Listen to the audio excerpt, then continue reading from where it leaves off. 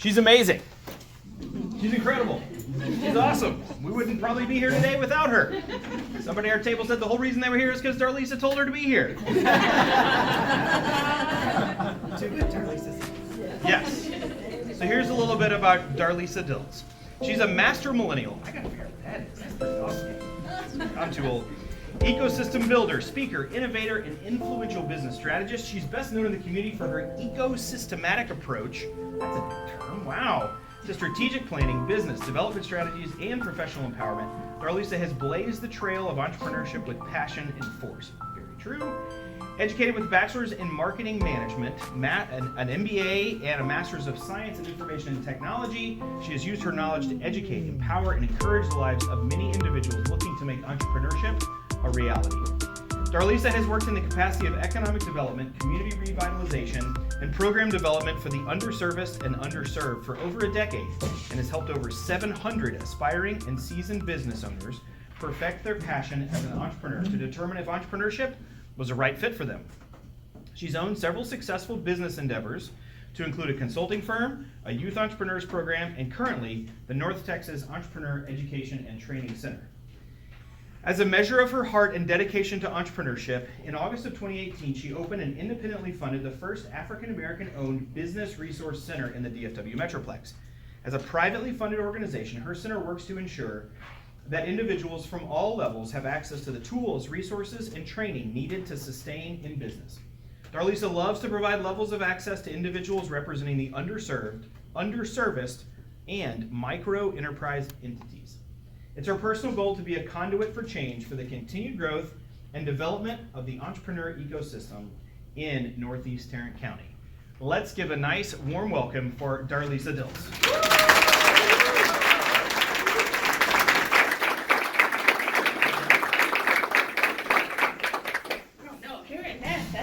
That chick is all right. It sounds kind of different when you kind of hear it for yourself. It's like, is that me? Well, thank you guys so much for being here today. Can everyone hear me, first of all? Okay, thank you guys so much for being here this morning. Being here in this room right now is kind of like a dream, I guess. Building inclusive ecosystems has been something that I have been doing since I was wee-high, and I didn't even know what that meant, right? So I was always kind of like the pushover kid that allowed everybody to be able to play, even if they were mean or whatever the case. I was the gullible one to allow them to come in and play, no matter what happened. So as life would have it, that was God's way of kind of ushering me into what my purpose is for life, which I recently decided, okay, God, I'm gonna stop fighting you on it, and I'm just gonna roll with it. So this morning, thank you guys so much for being here. Thank you for being a part of this initiative.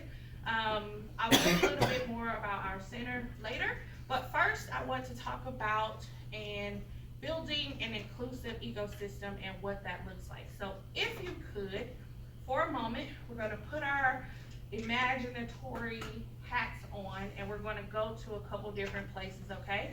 So if you could imagine a time if you were a youth and the only thing you looked forward to was going to school and being able to interact with friends and teachers and things of that nature, because you knew when you went home there was nothing there for you.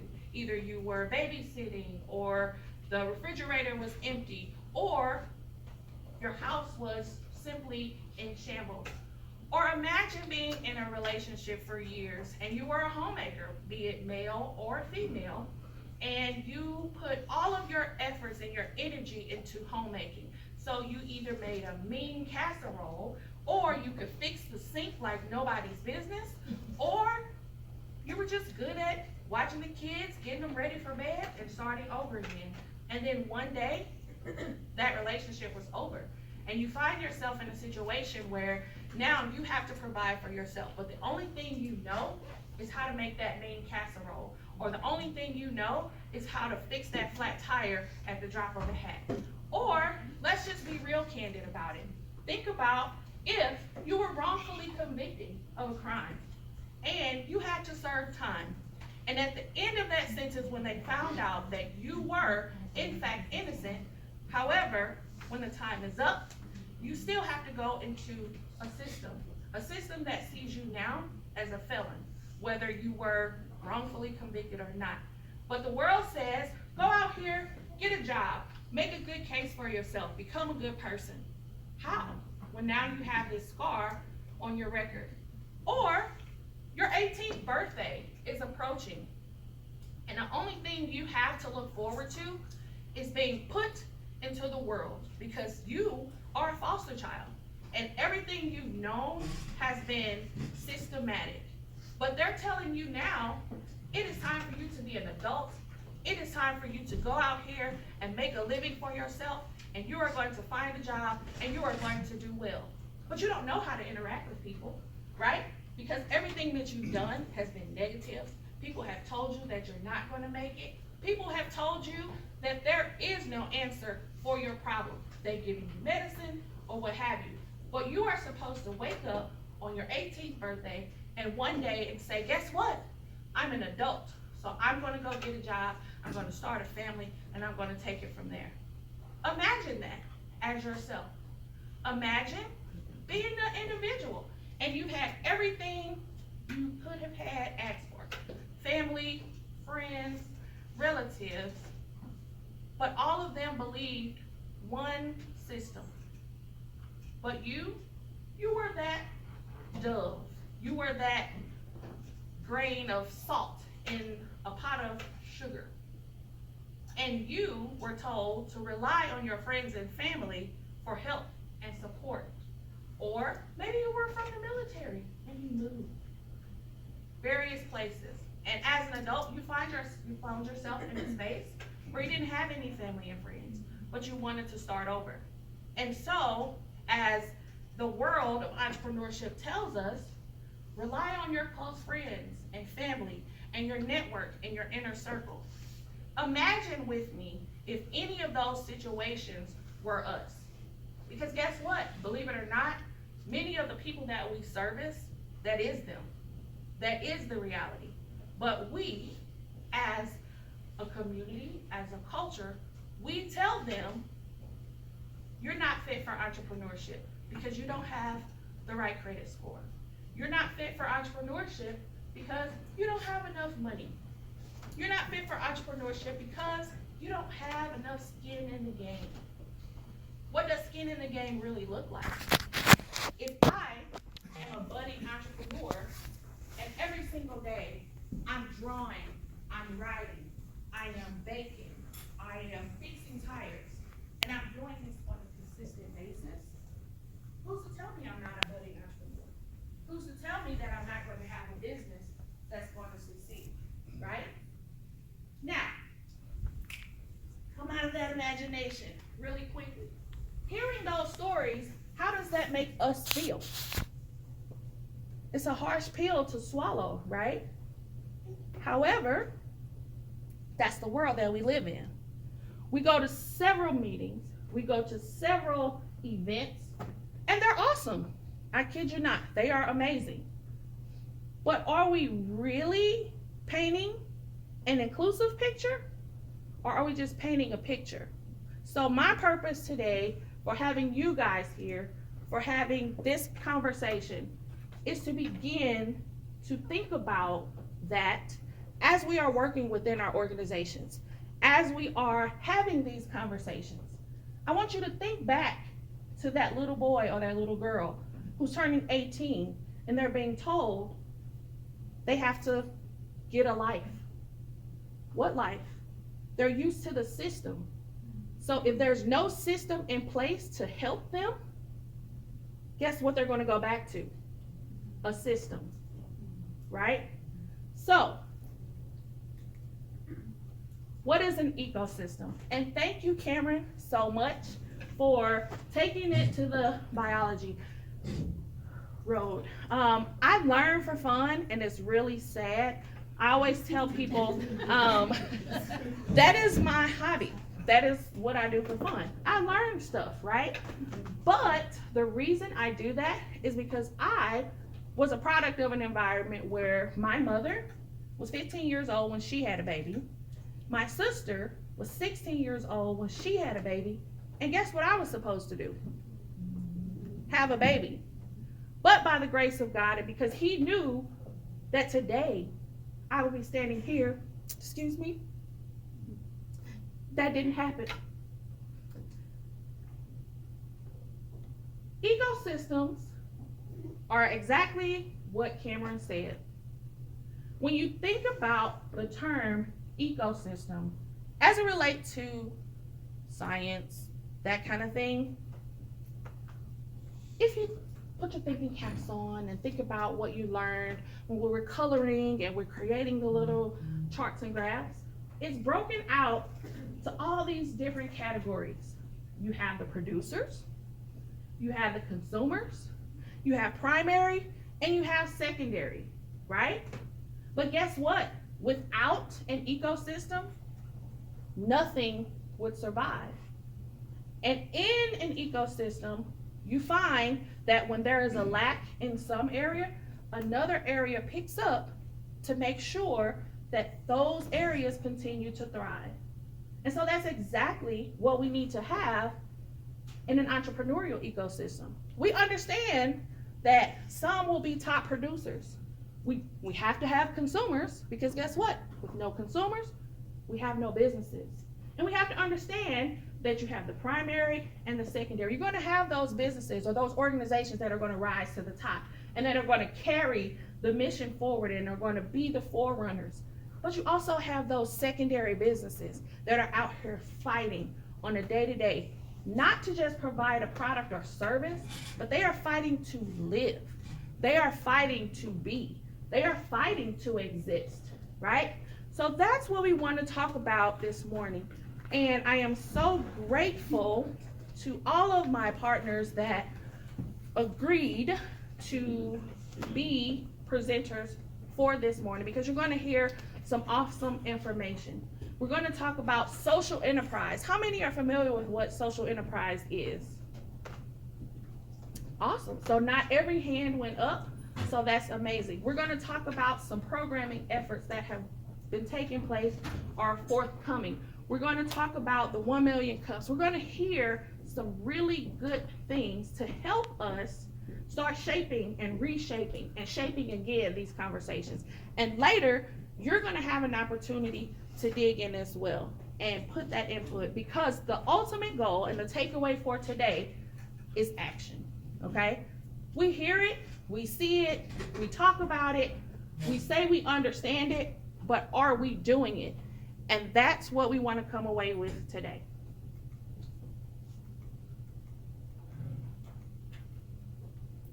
So, components of a startup ecosystem. We talked about it from a biological standpoint, a scientific standpoint, but here are some of the components of what makes up an entrepreneurial ecosystem, right? And how many would agree that this kind of makes up what's in the room today? Right? So, understanding that this is what we have, and it's a circular motion, everyone is included in that conversation. So, we're going to do roll call here. How many would say they identify as government? Awesome. A funding organization. Awesome. Business service providers. Okay. You can be multiple. Okay. How many entrepreneurs do we have? So as you can see, we all make up an ecosystem right now.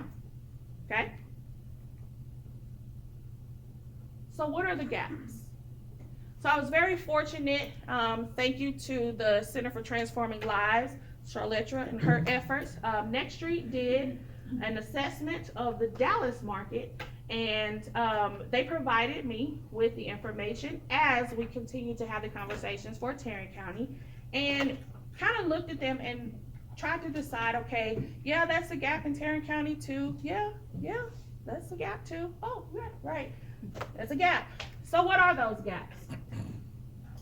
Lack of inclusion, lack of capital, lack of technical support, and I'll define that lack of technical support here in a second, and infrastructure. Bringing small businesses alongside of major corporations to provide an additional layer of branding is something that we kind of miss, right? We can service entrepreneurs and we can help them with their business plan and we can help them with their financial statements and we can help them with their social media accounts. But are we helping them get customers in the door? Are we connecting them to the next level of someone who is going to pay for their service? Or are we bringing them alongside saying, hey, small business owner, I'm having this event. Can you co-host, co-sponsor, or can you just be a part of it? Are we doing that? That's inclusion, right? And think about capital. Now, I have been a consultant doing this since 2008. So I get it. I am so grassroots, it is not even funny. And I am not saying that businesses should just pop up and entrepreneurial support should just come overnight, right? But as the world is evolving and as the world is changing, are we changing our requirements? Are we changing what we are asking of our entrepreneurs? Understanding that most of your workforce in probably 5 years will operate from a cell phone. And they're going to be okay with it. How many of you guys have heard that you have 5 working generations right now? So, if you are, as I call it, old school, and you have a millennial or even a Zer on your team, do we understand that? I can tell you right now, I have teenagers and I don't understand them, and half the time I don't like them. So I know for a fact that if we are in a business setting, I'm looking at them like, calm down. But at the end of the day, they can probably turn outcomes on what I was trying to do 2 times faster. And I think I'm pretty savvy, okay? So those are some of the gaps that were talked about. How do we get to a point where we are making it an inclusive ecosystem?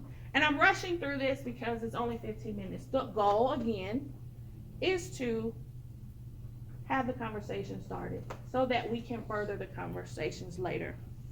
In order to move the pendulum from process to practice, we have to adopt the mentality of moving from, we do that already. Yeah, we do that already. That's a part of our, yeah, we understand. To, what can we do together? That's a great idea. Yeah, we have something similar, but let me hear your idea. Believe it or not, the success of an ecosystem is built on multiple small wins instead of siloed big wins. All of our organizations have goals and visions that we have to align ourselves with. The question that I'm going to pose to you, so Cameron posed the question, I'm going to pose the question. I hope you got your notepad out because it's a lot of questions. What is your current narrative? How are you being influential in what you're doing? When the term inclusive ecosystem comes across your ear, can you pinpoint down to an example of what that looks like? If not, today, give yourself some homework. Make it a challenge. Make it fun. So I'm going to fast forward a little bit, talk to you a little bit about our center and some of the initiatives that we have been doing. I am, believe it or not, a behind the scenes kind of person. I believe in getting out there and getting the work done. My grandmother used to always tell me, put your money where your mouth is and don't ask anyone to do anything that you are not willing to do yourself. And trust and believe me, she made sure I did that. So this center is a product of that. I call our center the Community Triage for Entrepreneurship. What does that even mean? We have so many awesome business resource organizations represented in the room here. And I am actually a product of probably all of them. I've done great work with the SBA, with SCORE, with the SBDC. I come from St. Louis, Missouri, and if you guys know anything about St. Louis, right? But that's where I come from. So I've traveled, I've spoken, I've worked in committees, all that kind of stuff. So me competing with those organizations? No. What I've come to do is help, right? So I try to do the front door model. If you think about the triage process, when you go to an ER, they're either going to tell you, suck it up and go home, we'll bill you later. They're going to give you a Band-Aid and say, call your doctor, or they're going to actually refer you to the specialist or what have you. However, you're not getting past that triage if they don't think you're ready, right? And that's what we come to do. We come to serve as that triage for entrepreneurship because there are so many amazing organizations out here that are not being utilized in the way that they should. That is what we want to do. We want to help educate, train, and prepare entrepreneurs so that they can engage and so that they can be involved with your organizations. Our mission, to empower a community of aspiring entrepreneurs with the knowledge needed to succeed in business from start to finish. One of the things that I am very okay with doing is telling people that their baby is ugly.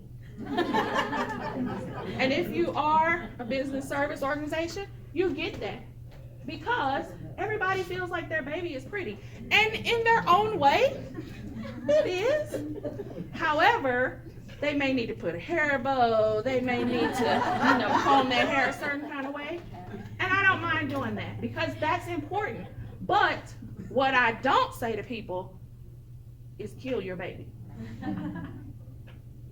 Our vision to serve as a starting point for entrepreneur development by creating an inclusive ecosystem of learning, collaboration, and economic impact. Those are our values. I can give you all that information later. What we do, education, community, and impact. We do trainings. We developed a certification program to actually put these entrepreneurs through a program to say, you know what, yeah, I am ready for entrepreneurship. No, I need to go clock back in on Monday. Thank you for your time. Or, not right now. But we take them through the process with a safety net so that they're not casting all of their eggs into one basket. Community, we have a summer camp that is awesome. So we are starting our process with the youth because again, we want to prepare them mentally to be able to advance to that adult stage. So here's just kind of some pictures of us. Here's some of our programming efforts. We have a cohort, graduated the cohort. This is another little certificate series, that kind of thing. People like certificates, by the way. They like to feel like they have accomplished something. Networking, very grateful to our partners, Happy State Bank. They sponsor our Coffee and Conversation networking event, which is not just networking, by the way. You walk away with learning something, and it's this Friday, so if you're available. We do series at the library, so we do 5-week series at every library, just talking about business, what that looks like. So that's some of our networking. We service clients. So we have been open since October of 2018, and I am very proud to say that we have helped 42 budding or aspiring entrepreneurs. Yay for us. Youth Entrepreneur Summer Camp, so that's some of our kiddos, partnerships. So I'm everywhere, right? Because I like people, I enjoy what I do, and I understand the value in partnerships and connecting. So no, I'm not out here trying to take over the game. What I'm trying to do is bring more players to the game.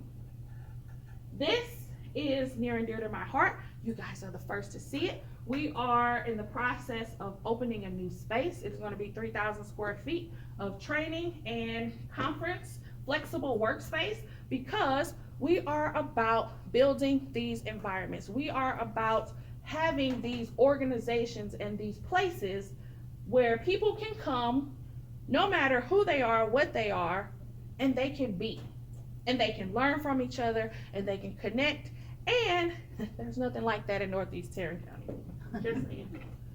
So, in conclusion, I stood up here to say all of this. We need support.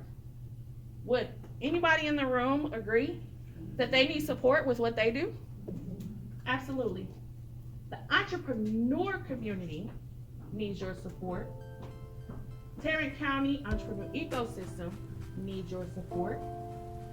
And everyone in this room, I'm asking that you help us be an asset to the evolving door, the evolving world of inclusion and ecosystem building. Thank you guys so much. I'm Darlisa Diltz.